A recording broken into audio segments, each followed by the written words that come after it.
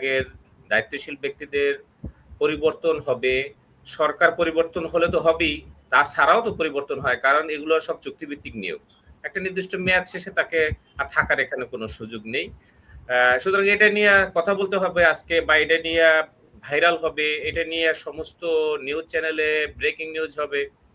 এটা তো একটা স্বাভাবিক প্রক্রিয়া, নিয়োগ এবং সেখান থেকে তার পদত্যাগ কিংবা তার মেয়াদের শেষে আরেকজনকে নিয়োগ দেওয়া, এটাই স্বাভাবিক। প্রশ্ন হলো যে কেন এই সবার প্রশ্ন কেন, বা মিডিয়া এটা ভাইরাল কেন, ব্রেকিং নিউজ কেন, কিংবা সবাই নিয়ে ট্রোল করছে কেন, আজকে এটা নিয়ে আলোচনা কেন, সমালোচনা কেন? কারণ ওনার যেভাবে বর্তমান আহসান এস মনসুর সাবেক গভর্নর, তার যেভাবে বিদায়, সেই বিদায়টাও যেভাবে হওয়ার কথা সেভাবে হয় নাই। আর যাকে নিয়োগ দেওয়া হয়েছে সেটা কোন প্রক্রিয়া দেওয়া হয়েছে সেটা বিষয় না, সেই ব্যক্তিকে নিয়ে বা তার ব্যাকগ্রাউন্ড নিয়ে প্রশ্ন উঠতেছে যে এটা কেন। আমি প্রথমেই বলবো যে এই যে লাস্ট যে গভর্নর যাকে বিদায় দেওয়া হলো, আমার প্রথম প্রশ্ন হলো যে তাকে এইভাবে মব ক্রিয়েট করে বিদায় কি না দিলে হতো না?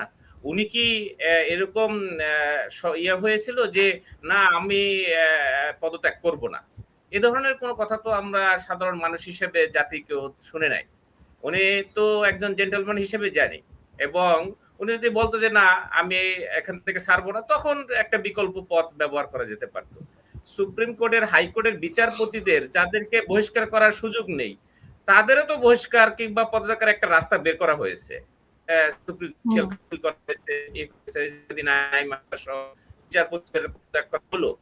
মানে রাষ্ট্রপতি থেকে শুরু করে কারোই পদত্যাগ করাটা খুব কঠিন কোনো কাজ না, সবকিছুই সুষ্ঠু একটা বিকল্প পদ্ধতি রয়েছে, যেটা এই গভর্নরের ব্যাপারে মানা হয় নাই। আপনারা জানেন যে ফ্যাসিস্ট সরকারের সময়ে লাস্ট 2-3 বছরের দেশের অর্থনৈতিক অবস্থা এবং বিশেষ করে ব্যাংকিং সেক্টরের কি হাল হয়েছিল, এবং রিজার্ভের অবস্থা কোথায় গিয়ে দাঁড়িয়েছিল। জ্বালানির বিভিন্ন পেমেন্ট দেওয়া যাচ্ছিল না রিজার্ভের অভাবে, বড় বড় আমদানি মানে বন্ধ হওয়ার উপক্রম হয়েছিল। এলসি, আমি ফিনান্সিয়াল মার্কেটের সাথে জড়িত, ব্যাংকগুলোর এলসির ভলিউম ছোট করে দেওয়া হয়েছিল, অর্থাৎ $5 লাখ উপরে এলসি খোলা যাবে না, আগে যেখানে মিলিয়ন মিলিয়ন ডলার এলসি হতো। এইরকম যখন অবস্থা, যখন ব্যাংকগুলো তারল্য সংকট, 5টা ব্যাংককে যখন একীভূত করা হলো, সমন্বিত একটা ব্যাংক করতে হলো, বন্ধ না করে অলমোস্ট একটা বিকল্প রাস্তা বের করা হলো, 15-16 বিলিয়ন ডলারে যেখানে রিজার্ভ নেমে এসেছিল, সেই অবস্থা থেকে গত 1.5 বছরে উনি এই ব্যাংকিং সেক্টরটাকে একটা মোটামুটি একটা পর্যায়ে নিয়ে এসেছিল। সময় তো বেশি পায়নি, কারণ দীর্ঘ 15 বছরে খেয়ে বাক্স খালি করা জিনিস, তা তো 1.5 বছরে তো বাক্স ভরা যায় না। উনি এখন 35 বিলিয়ন ডলারে উনি রিজার্ভ নিয়ে আসছে। 2 নম্বর কথা হলো যে ব্যাংকের প্রতি মানুষের যে একটা আস্থাহীনতা, মানুষের তার জমাকৃত টাকা তুলতে পারছিল না, সেটার উনি একটা ব্যবস্থা করে সেটা অনেকেরই সেই সঞ্চয়ের টাকা ফেরত পেয়েছে, পাওয়ার একটা ব্যবস্থা করেছে। সব মিলিয়ে, এবং মূল্যস্ফীতি যেখানে 2 ডিজিট হয়ে গেছিল মূল্যস্ফীতি, সেই মূল্যস্ফীতিকে উনি সিঙ্গেল ডিজিটে 6-7% নিয়ে আসছিল। এই যে একটা লাগাম টেনে ধরছিল জিনিসপত্র, এটার ক্ষেত্রে ওনার যে অবদান, এটা তো একেবারে অস্বীকার করা যাবে না। এবং উনি ব্যর্থ গভর্নর, এই কথা কিন্তু কোনো মিডিয়া কিংবা কোনো সমালোচক বলে নাই। তাহলে ওনার এভাবে বিদায় কেন? বর্তমান সরকার হলে যে সবকিছু পরিবর্তন করতে হবে, সবকিছু পরিবর্তন করতে, বিশেষ করে যেটা ভালো সেটা পরিবর্তন করবেন কেন? পরিবর্তন করবেন যেটা খারাপ, যেটা অযোগ্য, তাকে পরিবর্তন করেন, ওনাকেও করেন, কিন্তু ওনাকে যে পদ্ধতিতে ওনাকে বের করা হলো, এতে করে কি হবে জানেন আপা? ভবিষ্যতে আর যোগ্য লোক এইসব পদে আসতে চাইবে না।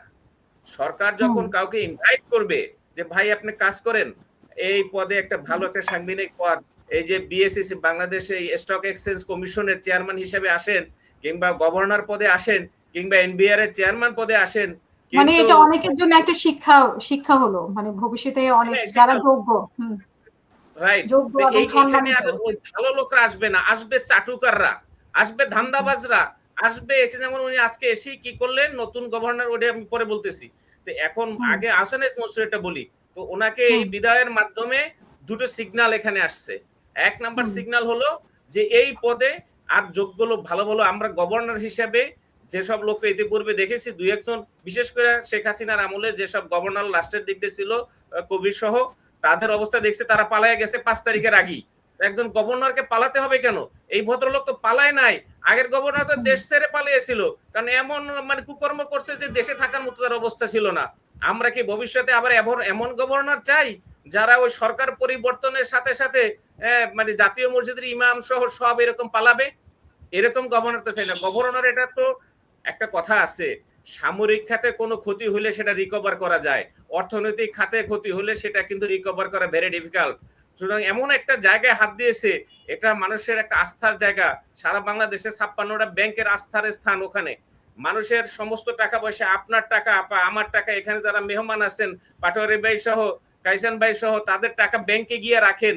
এই আস্থাটা কিসের উপর? সব আস্থার উপরে। এবং সে আশে থেকে সেখানে মূল ব্যক্তি গভর্নর, সেই জায়গাটায় এইভাবে একজন পদস্খলন করাটা ঠিক হয় না। আমি মনে করি এটা আরো সুন্দরভাবে সরকার প্রধান বিকল্পভাবে চিন্তা করতে পারতেন। গেল এটা। এরপরে এখানে আরেকটা মেসেজ দেওয়া হলো কি, এইরকম তো আরো কিছু পদে পরিবর্তন আসবে আমার তো মনে হয়, কারণ এরকম আরো অনেক পদে বিভিন্ন লোক বসে আছে, ইন্টারিম গভর্নমেন্ট অনেকে বসাইছে, তাদের মনের ভিতরে একটা ভয় ঢুকিয়ে দিয়েছে যে এই আগে বাগে যাও, না হলে কিন্তু অবস্থা দেখছো তো, ভদ্রলোকের অবস্থা এই হয়েছে, তোমার অবস্থা কি হবে? সুতরাং এই দুইটা মেসেজ দেওয়া হলো আহসান মনসুরের বিদায়ের মাধ্যমে। একটা হলো ভালো লোক আসবে না, দুই হলো বাকি যারা আছে এরকম বিভিন্ন ডিপার্টমেন্টে তাদেরকে একটা মেসেজ দিল যে আগে বাগে বের হও, আমাদের লোক রেডি হয়ে আছে, যে কোনো সময় বসাবো। এইবার আসেন যে নতুন গভর্নর যাকে দেওয়া হলো, নতুন গভর্নর উনি আমার ইনস্টিটিউটেরই মেম্বার, উনি আইসিএম এর মেম্বার, আমিও ওই ইনস্টিটিউটের। সুতরাং আমি তো মেম্বারদের বা তাদের সম্পর্কে বেশি জানি। প্রশ্ন হলো একটা মানে বাংলাদেশ ব্যাংকের গভর্নর হিসেবে বা উনি তো কত নাম্বার 17তম বোধহয় গভর্নর হিসেবে যোগ দিলেন। এর আগে যতজন গভর্নর হয়েছেন, ফরাসউদ্দিন থেকে শুরু করে এই যে অর্থ উপদেষ্টা ছিলেন সালাউদ্দিন সাহেব সহ যারা ছিলেন, তাদের ব্যাকগ্রাউন্ড বা তার যেখান থেকে আসছে, এইবারে একেবারেই ব্যতিক্রম হইতেই পারে, কিন্তু এত ব্যতিক্রম একজন ব্যবসায়ীকে এনে গভর্নর, মানে মানি মার্কেটের প্রতিষ্ঠানগুলো, ফাইন্যান্সিয়াল ইনস্টিটিউশন গুলোর যে কন্ট্রোলারকে ওখানে বসানোর ক্ষেত্রে কিন্তু অনেক তার ব্যাকগ্রাউন্ড, যোগ্যতা, বা উনি কোনো ফিনান্সিয়াল ইনস্টিটিউশন নেতৃত্ব দিয়েছে এরকম কোনো কিন্তু নেই। উনি কোনো ব্যাংকের এমডি কিংবা চেয়ারম্যান কিংবা বাংলাদেশ ব্যাংকেও কোনো দায়িত্বে বা অ্যাডভাইজার হিসেবে উনি কখনোই ছিলেন না।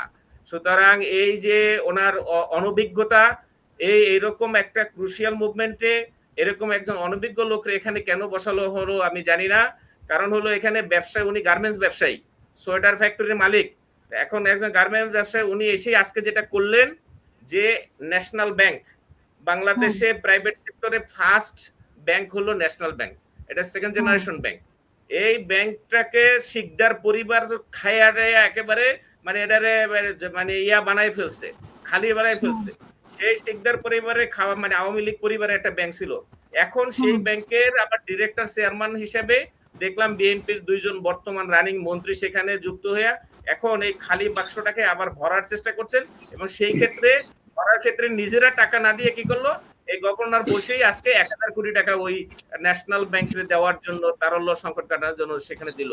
তো এখন তাতে বোঝাই যাচ্ছে যে মর্নিং শোজ দা ডে, উনি কোন দিকে যাচ্ছে বা কি করছে। এখন এইরকম যদি সেই আগের গভর্নরদের মতো সেই এসালো আমরা 8টা ব্যাংক যেরকম লুটপাট কইরা 2 লক্ষ কোটি টাকা এই 8টা ব্যাংক থেকে বের করে নিয়ে একটা লোকের হাতে টোটাল ব্যাংকিং সেক্টর জিম্মি হয়ে গেছিল। এবং আপনার মনে আছে কিনা জানি না, ইসলামী ব্যাংক থেকে শুরু করে বিভিন্ন এই কয়েকটা ব্যাংকের এমডি চেয়ারম্যানদেরকে এই যে হোটেল ওয়েস্টিন গুলশানে নিয়ে রাত্রে বেলা তাদেরকে ওই জিম্মি করে মব ক্রিয়েট করে পদত্যাগ পত্র নিয়ে রাতারাতি সে রাত্র 2টার সময় বাংলাদেশ ব্যাংকের সার্কুলার জারি করে নতুন চেয়ারম্যান এমডি বোর্ড গঠন করার করে এই যে টোটাল ব্যাংকিং সেক্টর একটা লোকের কাছে জিম্মি হওয়ার ফলাফল আমরা দেখেছি। ফলাফল কি হয়েছে? গত 15 বছর সে দেখা গেছে যে বাংলাদেশ ব্যাংকে সেই রিজার্ভ মানে শূন্যের কথা নিয়ে আসছে। বাংলাদেশের ক্রয় ক্ষমতা সরকারের জিরোতে নিয়ে আসছিল। ফুয়েলের গ্যাসের অভাবে এলএনজি ক্রয় করতে না পারার সারা দেশে গ্যাস ক্রাইসিস, বিদ্যুৎ ক্রাইসিস তৈরি হয়েছিল। এবং বড় বড় মেগা প্রজেক্ট যেগুলো শুরু করছিল বিদেশি লোনে, সেই লোনের কিস্তি পরিশোধ দেওয়া সরকার একসময় বলাই হচ্ছিল যে সরকার রাষ্ট্র শ্রীলঙ্কার মতো একটা মানে খেলাপি রাষ্ট্রে পরিণত, ওই যে এখন যেরকম ঋণ খেলাপি বিভিন্ন প্রার্থীরা এমপি হয়েছে, এরকম রাষ্ট্রই ঋণ খেলাপি, রাষ্ট্র ইনসলভেন্ট করার একটা সমস্ত ব্যবস্থা লাস্ট স্বৈরাচার সরকার করেছিল। সেই দিকে যাওয়ার পিছনে এই অবদানটা ছিল কিন্তু এই একটা পরিবারের বা এই ব্যাংকিং সেক্টরের একটা বড় সিন্ডিকেট। সেই সিন্ডিকেটের সাথে জড়িত নেতৃত্ব দিয়েছে এস আলম, সিন্ডিকেটের সাথে জড়িত ছিল বেক্সিমকো গ্রুপ, সেই সিন্ডিকেটের সাথে জড়িত ছিল বসুন্ধরা গ্রুপ, সেই সিন্ডিকেটের সাথে জড়িত ছিল বাংলাদেশ ব্যাংকের কন্ট্রোলার, যে ব্যাংকগুলো যে কন্ট্রোল করে তারা। এখন কথা আছে না যে বেড়ায় যদি ঘাস খায়, বেড়ায় যদি আপনার গাছ খায়, তাহলে সেই গাছের পাহারা দিবে কে? বাংলাদেশ ব্যাংকে রাখা হয়েছে ব্যাংকগুলো পাহারা দেওয়ার জন্য, আর বাংলাদেশ ব্যাংকে পাহারা দেওয়ার জন্য রাখা হয়েছে গভর্নরকে। তো সুতরাং সেই গভর্নরের যদি সেই সিন্ডিকেটের সদস্য হয়ে যায়, এবং সেটা ফলাফলও দেখছেন, পালাইছে 5 তারিখের পর। তো এই এখন আমরা এই চিত্রগুলো আর দেখতে চাই না। অবশ্যই এখানে যোগ্য এবং সৎ দুইটাই লাগবে, শুধু সৎ হইলেও হবে না, শুধু যোগ্য হইলেও হবে না, যোগ্যতাও লাগবে, সৎ। উনি দেখলাম উনি বলতেছে আজকে যে সুদের হার কমাই দিবে, হঠাৎ করে উনি ঘোষণা দিলেন সুদের হার কমাই দেবে। সুদের হার কমাই দিলে তার ফলাফল কি? আবার মুদ্রাস্ফীতি বেড়ে যাবে।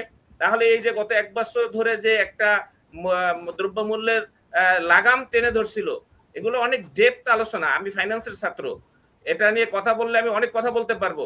আপনার ফিনান্সিয়াল মার্কেটে যদি সুদের এই রেট কমাই দেওয়া হয়, তাহলে কি হবে? কোম্পানিগুলো মানে কাস্টমার থেকে তা না গিয়ে তারা ব্যাংকের কাছে যাবে, ব্যাংকের টাকা দিয়ে ব্যবসা করে তখন মনোপলি ব্যবসা করবে এবং সিন্ডিকেট করে আবার দ্রব্যমূল্যের দাম বাড়াবে। তখন আলটিমেটলি কিন্তু এই সরকারি বদনামের মধ্যে পড়বে। যেটা সরকার প্রধান জনাব তারেক রহমান উনি বলছেন যে মানুষকে এই রমজানে দ্রব্যমূল্য সীমিত রাখতে, শুধু রমজানে রাখলে তো হবে না, সারা বছরই দ্রব্যমূল্য নিয়ন্ত্রণে রাখতে হবে। এটা রাখতে গেলে মূল্যস্ফীতি নিয়ন্ত্রণ, আর মূল্যস্ফীতির ক্ষেত্রে উনি আইসে যদি বলে সুদের হার কমাই দেবে, নীতি পলিসি করবে উনি, মানে ব্যবসায়ীদেরকে সুযোগ সুবিধা দেবে, কারণ উনি নিজে একজন ব্যবসায়ী। হ্যাঁ, অবশ্যই নিজে উনি ব্যবসায়ী, কিন্তু তাই বলে হুট করে এভাবে সুদের হার কমে দিয়ে মূল্যস্ফীতি বাড়িয়ে দেওয়া, আমি মনে করি এটা প্রথম ওনার অনভিজ্ঞতারই প্রতিফলন ঘটবে। ধন্যবাদ।